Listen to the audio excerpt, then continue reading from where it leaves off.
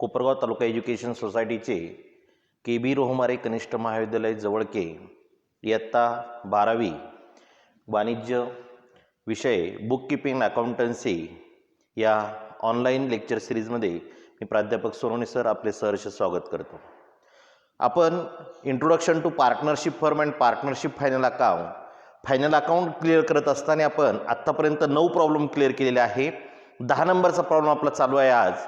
तो 10 नंबरचा जो प्रॉब्लेम आहे तो पेज नंबर 58 वरती आपल्याला दिलेला आहे. 58 पानावरती पुस्तकामध्ये हा प्रॉब्लेम आपल्याला दिलेला आहे. अनसॉल्व प्रॉब्लेम आपण घेतोय 10 नंबरला. त्या 10 नंबरच्या प्रॉब्लेममध्ये त्या अनसॉल्व प्रॉब्लेममध्ये जे कोणी पार्टनर आहेत त्या पार्टनरची नावे सुचेता अँड गायत्री. सुचेता अँड गायत्री नावाच्या 2 पार्टनर आहेत. त्यांचा आपल्याला प्रॉब्लेम सोडवायचा आहे. प्रॉब्लेम आपण एकदा समजून घेऊ आणि मग आपण तो काय करणार आहोत, सोडवणार आहोत. सुचेता आणि गायत्री नावाच्या 2 पार्टनरचा प्रॉब्लेम आपल्याला सोडवायचा आहे. काय सांगितलं आहे पहा प्रॉब्लेममध्ये, मी प्रॉब्लेम वाचतोय, रीड करतोय, तो व्यवस्थित समजून घ्यायचा आहे आपल्याला. ट्रायल बॅलन्स जो दिलेला आहे तो कुठं ट्रान्सफर होतो तो आपल्याला क्लिअर करून घ्यायचा आहे. ज्या ॲडजस्टमेंट आहेत त्या ॲडजस्टमेंट कशा रीतीने करायच्या, 2 इफेक्ट त्याचे कसे द्यायचे, काही ॲड होतात काही लेस होत असतात, तर त्यांचा काय इफेक्ट होत असतो त्याचा अभ्यास आपल्याला त्या एक्सप्लेनेशनमध्ये करून घ्यायचा आहे. प्रॉब्लेम आपण समजून घेऊ. प्रॉब्लेम मी वाचतो. बघा काय सांगितलेलं आहे. Sucheta and Gayatri are partner sharing profit and loss in the ratio 3:2. Sucheta आणि गायत्री नावाच्या ज्या पार्टनर्स आहे त्यांचा जो काही प्रॉफिट शेअरिंग रेशो आहे, म्हणजे त्यांना जर त्या फायनल अकाउंटमध्ये त्यांना जर प्रॉफिट होऊ लॉस होऊ त्यांना तो 3:2 या रेशोमध्ये काय करायचं आपल्याला वाटायचं आहे. प्रॉफिट झाला तरी 3:2 3:2 प्रमाणेच वाटायचा आणि लॉस झाला तरी 3:2 म्हणजे 3:2 प्रमाणेच वाटायचा आपल्याला आहे. त्यानंतर पुढे काय सांगितलंय पहा. From the following trial balance and adjustment information you are required to prepare a trading account, profit and loss account and balance sheet as on 31 March 2019. आपल्याला त्यांनी दिलेल्या इन्फॉर्मेशनमधून जो ट्रायल बॅलन्स आपल्याला दिलेला आहे त्याच्यामधून आपल्याला काय तयार करायला सांगितलं, trading account, profit and loss account, balance sheet तयार करायला सांगितलं. आणि हे सगळं जे काही आहे ते 31 मार्च 2019 31 मार्च 2019 या तारखेचं आहे. म्हणजे आपलं वर्ष 1 एप्रिल 2018ला सुरू झालं आणि 31 मार्च 2019ला वर्ष काय होतं आपलं संपत आहे. ट्रायल बॅलन्स बघा, particular debit rupees credit rupees याप्रमाणे दिलेलं आहे आपल्याला. ट्रायल बॅलन्स आपण समजून घेऊया. पहिलंच दिलेलं आहे त्यांनी purchase and sales. Purchase and sales एकत्र दिलेले आहेत पण अमाऊंट मात्र दोन्ही कॉलममध्ये दिलेले आहे. जी डेबिटची अमाऊंट आहे ती परचेसेसची आहे आणि जी क्रेडिटची अमाऊंट आहे ती सेल्सची आहे. म्हणून purchases trading account debit side TD आणि sales trading account credit side TC. त्यानंतर works manager salary. Works manager salary कामगारांवरचा जो मॅनेजर आहे त्याचा पगार म्हणजे डायरेक्ट एक्सपेन्सेस आहे, कंपनीमधला एक्सपेन्सेस आहे, वर्क करणार आहे, काम करणार आहे, म्हणून trading account debit side TD. Capital balance sheet liability side BL. Opening stock trading account debit side TD. Debtors and creditors पुन्हा एकत्र दिलेले आहे. डेटरचा बॅलन्स डेबिट आहे तो balance sheet asset side BA आणि क्रेडिटरचा बॅलन्स क्रेडिट आहे तो balance sheet liability side BL याप्रमाणे घ्यायचा आहे. वेजेस अँड सॅलरी पण बॅलन्स मात्र एकच दिलेला आहे. वेजेस पहिला अकाउंट आहे म्हणून trading account debit side TD. Bills receivable asset आहे balance sheet asset side. Discount आपल्याला क्रेडिट बॅलन्समध्ये दिलेला आहे तो आपण profit and loss account credit साईडला घ्यायचा आहे PC. त्यानंतर बिल्स पेएबल लॅबिलिटी आहे balance sheet liability side BL. त्यानंतर मोटिव्ह पॉवर कार्यप्रेरणा शक्ती ज्याला आपण म्हणतो trading account debit side TD. त्यानंतर कस्टम ड्यूटी म्हणजे सीमा कर ज्याला आपण म्हणत असतो तो सीमा कर सुद्धा डायरेक्ट एक्सपेन्सेस आहे trading account debit side TD. Interest credit balance आहे म्हणजे इन्कम आहे profit and loss account credit side PC. त्यानंतर अनप्रोडक्टिव्ह वेजेस. प्रोडक्टिव्ह म्हणजे उत्पादन, अनप्रोडक्टिव्ह म्हणजे उत्पादनारहित दिलेली मजुरी, म्हणजे उत्पादन झालं नाही तरी मजुरी दिली म्हणजे इनडायरेक्ट एक्सपेन्सेस आहे profit and loss account debit side PD. Audit fees हिशोब तपासणीचा खर्च profit and loss account debit side PD. Rent profit and loss account debit side PD, convenience भत्ता ज्याला आपण म्हणत असतो profit and loss account debit side PD, goodwill intangible asset आहे balance sheet asset side BA, copyrights म्हणजे ज्याला आपण विशेष हक्क असं म्हणत असतो ही सुद्धा असेट आहे इंटॅन्जिबलच आहे जी डोळ्याने दिसत नाही विशेष हक्क आपल्याला असेट साईडला घ्यायचे balance sheet asset side building asset आहे balance sheet asset side partners loan Sucheta नावाच्या पार्टनरचं लोन आपल्याला दिलेलं आहे पार्टनरचं जर काही लोन असेल तर ते आपल्याला बॅलन्स शीटच्या लायबिलिटी साईडला घ्यायचं आहे क्रेडिट बॅलन्स आहे इन्व्हेस्टमेंट असेट आहे balance sheet asset side cash at bank asset आहे बॅलन्स शीट असेट साईड याप्रमाणे हा ट्रायल बॅलन्स आपण काय केलेला आहे ट्रान्सफर केलेला आहे ट्रेडिंग अकाउंट डेबिट साईड असेल तर TD trading account credit side असेल तर TC profit and loss account debit side असेल तर PD profit and loss account credit side असेल तर PC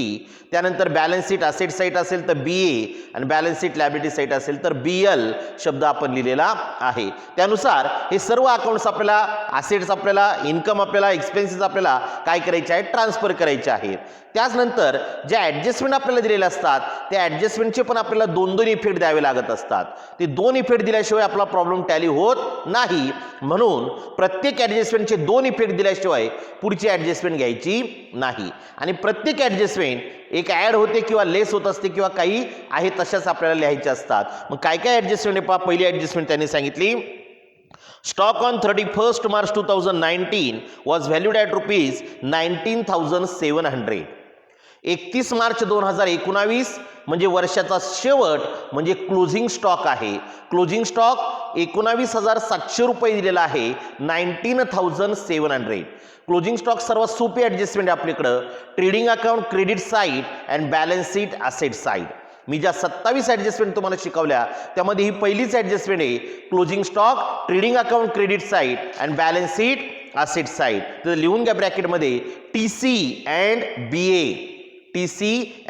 BA त्यानंतर goods costing ₹3,000 distributed as a free sample 3,000चे गुड्स होते ते डिस्ट्रीब्यूट केले वाटले कशासाठी फ्री सॅम्पल मोफत वाटले ते म्हणजे जाहिरातीसाठी वापरलेले असतात ते जाहिरातीसाठी गुड्स मोफत वाटले असेल तर ॲडजस्टमेंट आपल्याकडे 9 नंबरची ॲडजस्टमेंट तुम्हाला शिकवली मी goods distributed as a free sample trading account credit side trading account credit side and profit and loss account debit side profit and loss account debit side ते लिहून घ्या TC अँड PD त्यानंतर 3 नंबरची काय पहा motive power include ₹500 paid for deposit of power meter motive power मध्ये ₹500 include आहे include असणं म्हणजे समावेश असणं कशाचे ते ₹500 चुकून गेले ते included ₹500 paid for deposit of power meter घेण्यासाठी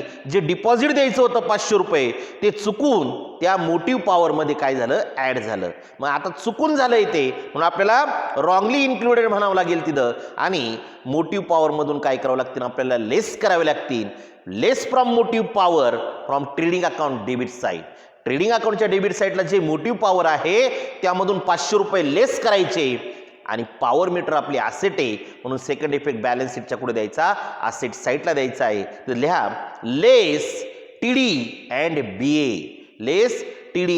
BA आणि ट्रायल बॅलन्समध्ये मोटिव्ह पॉवर आहे त्या मोटिव्ह पॉवरला एक स्टार करा म्हणजे आपल्याला तिथं ॲडजस्टमेंट ती करता येणार आहे चौथी ॲडजस्टमेंट काय पहा डिप्रिसिएट बिल्डिंग ॲट 5% सर्वात सोपी ॲडजस्टमेंट 2 नंबरला शिकवलेली आहे depreciation less from related asset and profit and loss account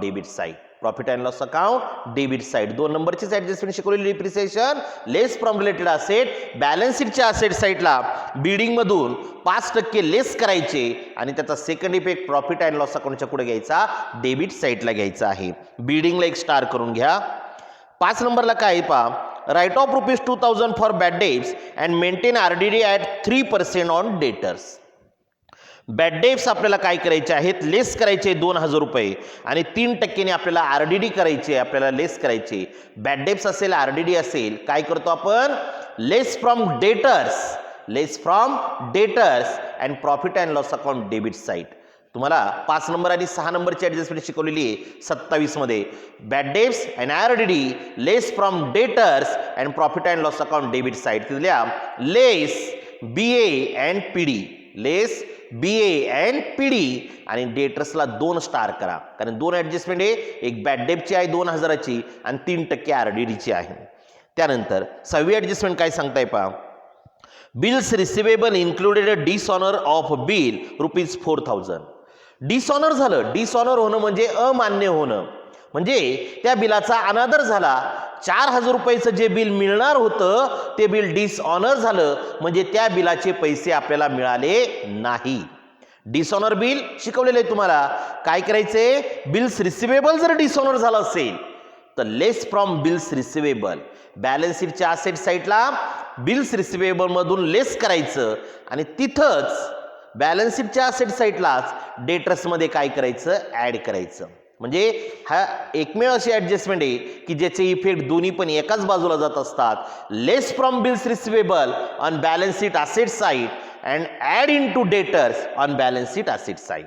balance शीटच्या असेट साईडलाच बिल्स रिसिवेबल मधून 4000 रुपये लेस करायचे आणि बॅलन्स शीटच्या असेट साईडलाच डेटर्समध्ये 4000 रुपये काय करायचे, ॲड करायचे. म्हणजे आपला इफेक्ट काय होत असतो, क्लिअर होत असतो.